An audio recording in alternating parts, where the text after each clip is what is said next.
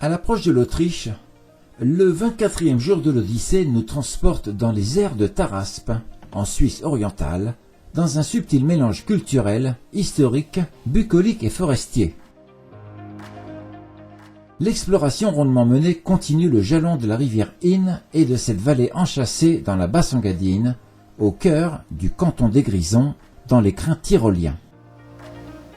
Du haut de son rocher, le château de Taraspe se profile à l'horizon comme un vaisseau échoué sur son éperon. Dressé en l'an 1040, ce château est bien plus qu'une forteresse. C'est une mémoire de pierre que 15 000 visiteurs font le détour chaque année pour s'en inspirer et le découvrir. Il est l'œuvre de la famille Ulrich von Taraspe, originaire du Val Venosta, une vallée nord-italienne toute proche. Au premier chapitre de cette aventure, et soutenu par l'évêque de Coire, la famille érige un modeste monastère bénédictin, loin de la fière silhouette actuelle.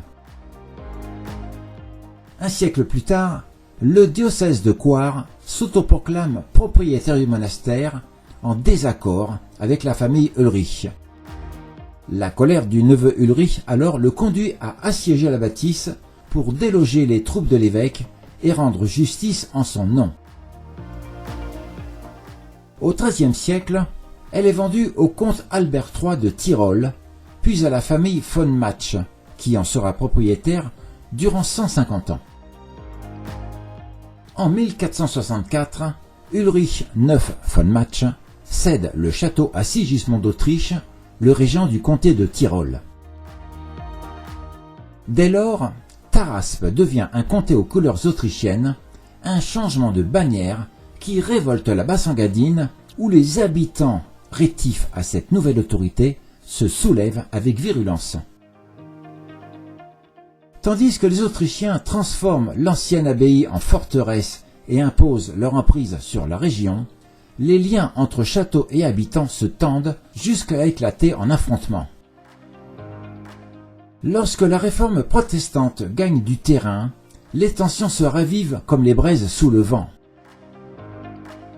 En 1548 puis en 1578, l'histoire vacille alors que les habitants, acquis à la nouvelle foi, se ruent à l'assaut des remparts, tentant d'arracher le château aux intrus. Puis, au XVIe siècle, le château est conçu comme une forteresse frontalière et s'agrandit à sa taille actuelle.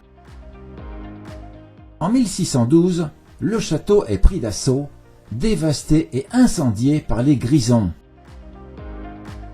Après 150 ans de tourmente, en 1648 et en fin de guerre de 30 ans, l'État libre des Trois Ligues, qui se sont alliés à l'ancienne Confédération suisse, obtient enfin son indépendance face au Saint-Empire romain germanique. Au XVIIIe siècle, Taraspe demeure seul territoire autrichien en Suisse, tandis que le château s'affranchit d'un visage singulier de par son agrandissement jusqu'à son aspect actuel. Après les invasions françaises de 1792 et 98, l'enclave autrichienne est cédée à la Suisse par Napoléon Ier, alors déclarée République helvétique en 1803. Privé de sa fonction stratégique, le château s'éteint, sa silhouette sombre dans l'oubli et la ruine dès 1815. Mais en 1900, il est sauvé de l'oubli par l'industriel et mécène Karl August Ligner. Puis 4 autres propriétaires se succéderont après lui, jusqu'au jour où l'artiste suisse Note Vital annonce en 2015 qu'il ouvrira un nouveau chapitre de son histoire, redonnant souffle et vie à ses murs séculaires. Réinventé en 2016, il s'ouvre aujourd'hui comme un sanctuaire où les siècles se racontent comme les pages d'un roman. Malgré ses bâtis défensifs, il a su préserver sa chapelle et sa tour-clocher, qui furent à la fois sanctuaire de recueillement et vigie sentinelle veillant sur la vallée. Ces murailles millénaires portent encore l'écho des batailles et 330 ans de dogmes possessionnels et conflictuels des acteurs successifs de ce lieu d'envergure. Taraspe est à la fois gardien du passé et messager du présent, une citadelle qui veille sur la vallée et invite chacun à la contempler.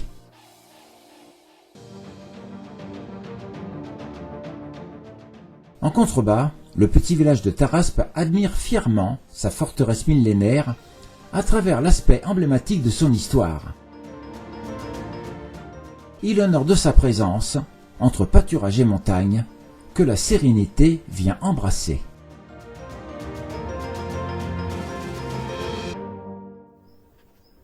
Un insolite petit groupe de maisons, parées de façades délicatement ornementées, s'accroche à la montée du château, comme pour veiller sur lui et raconter en silence l'histoire des lieux. Le hameau de Sparcelles-Taraspe respire douceur et quiétude. Les artisans ont sgraffié les parements où chacun d'entre eux s'adapte à chaque maison à travers des réalisations artisanales. C'est un havre silencieux, baigné de sérénité, où chaque recoin exhale une atmosphère exquise et authentique.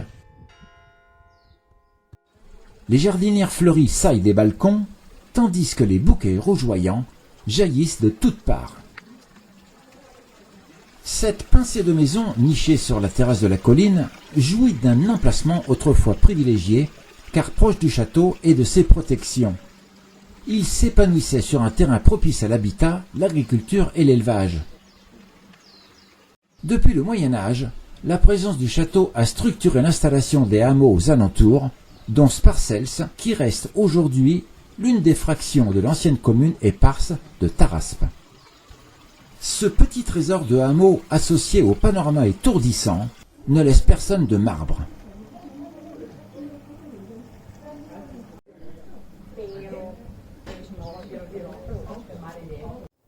La montée du château, elle-même jalonnée de trésors symboliques, se pare de petits oratoires ornés de fresques religieuses.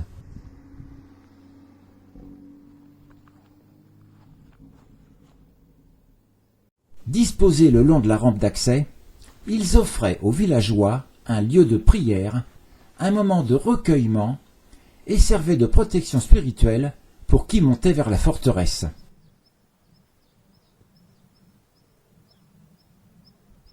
Ici aussi, les artistes ont déployé tout leur talent, à travers des réalisations artisanales, de fresques disséminées représentant le Christ et ses disciples.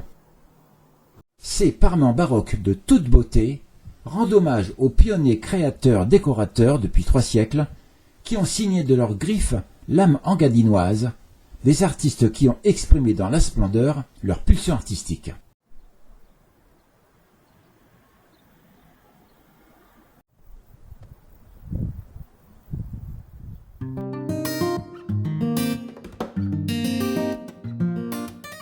À l'heure où le soleil se couche sur la Basse-Engadine, les montagnes s'embrasent d'une lueur cristalline. Le vent glisse en secret sur les prés assoupis, effleurant les sapins d'un murmure adouci. Et dans la paix dorée qui descend sur les vallées, chaque ombre reflète les reliefs dans la courbe des prés.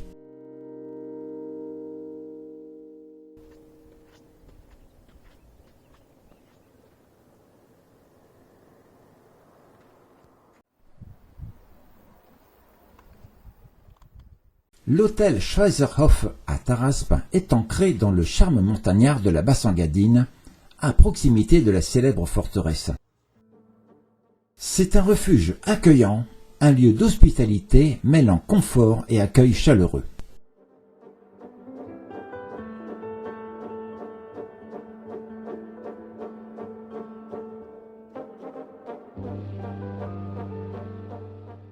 Le donjon carré veille sur la vallée comme la sentinelle du lieu.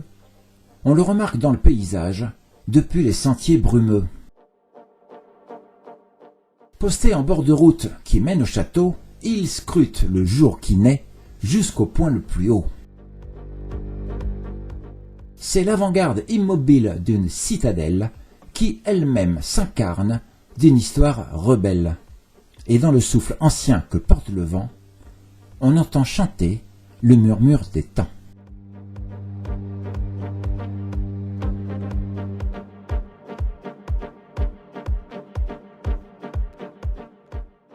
Dans le sillage de l'Odyssée, à seulement 15 km de l'Autriche, le petit village de Ramosch coule des jours tranquilles dans la vallée de l'Inn, offrant à qui le traverse le bénéfice d'une attachante promenade. L'église royale, édifiée en 930, était dédiée à Saint Florin, un saint du haut Moyen-Âge, une figure hautement vénérée dans les Grisons et la vallée de l'Inn. 6 siècles plus tard, l'église a été reconstruite en 1522 dans son état actuel, de facture gothique tardif.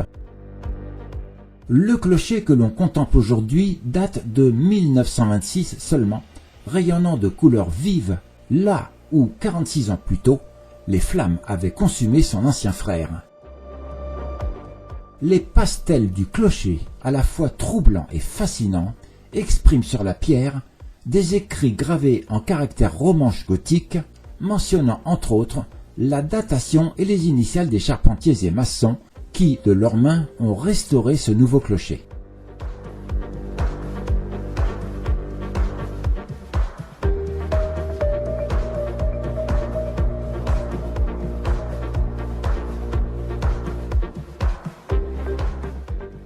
Sur les hauteurs du village, et à quelques encablures, une petite randonnée nous conduit au château de Tchenouf, perché sur son éperon rocheux, gardien des siècles, appelé autrefois la ruine de Ramosch. Le passé et le présent veillent ensemble sur la Basse-Engadine, cette vallée de l'Inn où le temps passe, là où l'histoire demeure. À l'origine d'une première fortification élevée en 1256, le château est vite devenu un pivot stratégique, veillant sur les routes alpines, ainsi que les péages et jeux d'influence féodaux qui tissaient la destinée de la vallée. En 1499 et en pleine guerre de Souabe, ses défenseurs l'ont brûlé pour éviter qu'il ne tombe aux mains de l'ennemi autrichien, alors qu'il était régulièrement le théâtre de querelles seigneuriales, d'incendies intempestifs et de guerres régionales. C'est à la suite d'un glissement de terrain qu'il fut finalement abandonné en 1780. Les vestiges classés ont été restaurés depuis 2001.